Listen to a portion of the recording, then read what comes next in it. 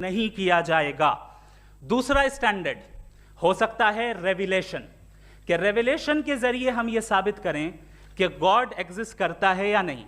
लेकिन ये स्टैंडर्ड भी आज इररेलेवेंट है। क्यों? क्योंकि रेविलेशन मेरे नज़दीक सोर्स ऑफ नॉलेज है, वैलिड सोर्स ऑफ नॉलेज है, लेकिन हमारे जावेद अख्तर साहब के नज़दीक ये वैलिड सोर्स ऑफ नॉलेज नहीं है।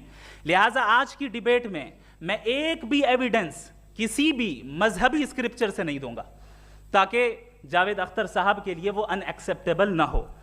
तीसरा जो मेयार हो सकता है वो है ऑब्जर्वेशन, कि भाई कोई कहे कि हमें खुदा दिखाओ, अगर है तो दिखाओ, या ये कि खुदा के एग्जिस्टेंस पर एम्पेरिकल एविडेंस दो। तो ये है दर हकीकत गलत टूल का इस्तेमाल करना। ये ऐसा ही है कि जावेद साहब मुझसे ये मुतालबा करें कि मुफ्ती साहब आप मेटल डिटेक्टर के जरिए प्लास्टिक डिटेक्ट करके दिखाएं। अब चूंकि प्लास्टिक डिटेक्ट नहीं हो पा रही है, लिहाजा plastic does not exist. No, you are using the wrong tool. इस टूल से प्लास्टिक को डिटेक्ट नहीं किया जाता। लिहाजा मैं समझता हूं कि गॉड के एग्जिस्टेंस पर एम्पेरिकल एविडेंस का मुतालबा करना एक बचकाना मुतालबा है, और हमारे रिस्पेक्टेड जनाब जावेद अख्तर साहब इस स्टेज से अब बहुत आगे निकल चुके हैं। अब बचता है एक ही स्टैंडर्ड, और वो स्टैंडर्ड है अक्ल, लॉजिक, रीजनिंग। और यही वो स्टैंडर्ड है जिसके तहत गॉड की एग्जिस्टेंस को साबित किया जाएगा या गॉड की एग्जिस्टेंस को डिनाई किया जाएगा।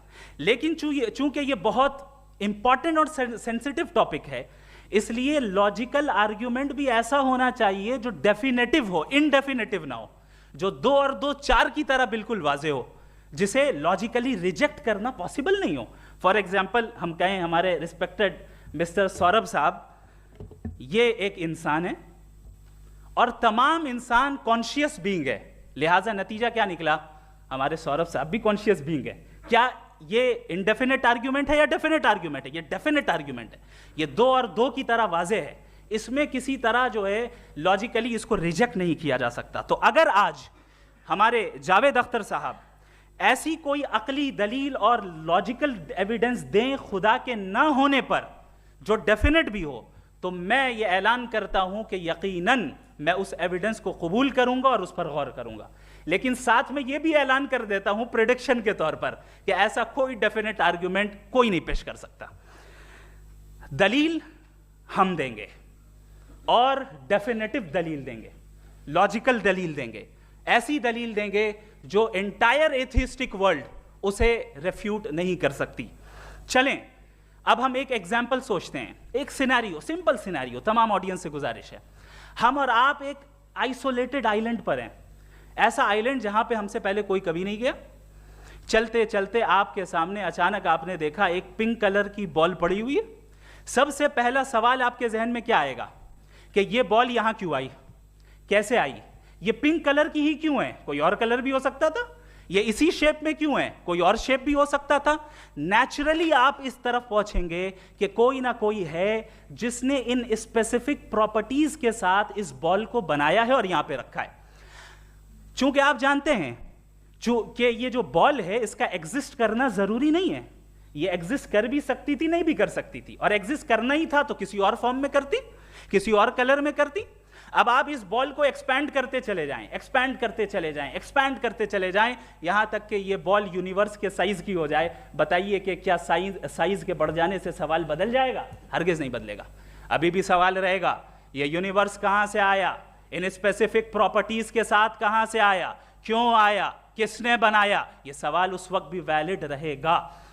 लेकिन ये सवाल अगर हम जनाब जावेद अख्तर साहब से करें तो चूंकि इनका वर्ल्ड व्यू एथिस्टिक है, और सिर्फ इनका नहीं, मतलब जितने भी एथिस्ट हैं और एथिस्टिक वर्ल्ड व्यू को रखने वाले से अगर आप ये सवाल करें कि ये यूनिवर्स कहां से आया, तो इनका जवाब या तो आर्ग्यूमेंट फ्रॉम इग्नोरेंस होगा या डॉगमेटिक होगा। या तो ये कहेंगे कि मुझे नहीं पता कि ये कहां से आया, लिहाजा गॉड डज नॉट एग्जिस्ट, ये आर्ग्यूमेंट फ्रॉम इग्नोरेंस है। या ये कहेंगे कि ये यूनिवर्स खुद ब खुद बन गया, इसका मतलब ये है कि उस बॉल को भी खुद ब खुद बन जाना चाहिए। लेकिन बॉल के ताल्लुक से ये एक्सप्लेनेशन एक्सेप्ट नहीं की जाएगी कि ये खुद ब खुद बन गई, लेकिन यूनिवर्स के ताल्लुक से कर दिया जाएगा। इसे हम दूसरे अल्फाज में डॉगमा भी कह सकते हैं। दूसरी चीज, हमारे जावेद अख्तर साहब जरूर गॉड ऑफ गैप्स की मिसाल भी जरूर देंगे और मिसाल देंगे कि पहले ज़माने में बिजलियां कड़कती थी तो लोगों ने किसी एक खुदा की तरफ, और बारिश होती थी तो दूसरे खुदा की तरफ मंसूब कर दिया, उनके पास दलील नहीं थी। यह हमारा वर्ल्ड व्यू है ही नहीं, यह हमारा वर्ल्ड व्यू है ही नहीं, क्योंकि नेचुरल फिनोमेना के प्रोसेस की इंटरप्रिटेशन को जान लेने से यह कहां से साबित हो गया कि गॉड एग्जिस्ट नहीं करता है। इस पर मैं इंशाल्लाह अभी आगे बात करूंगा।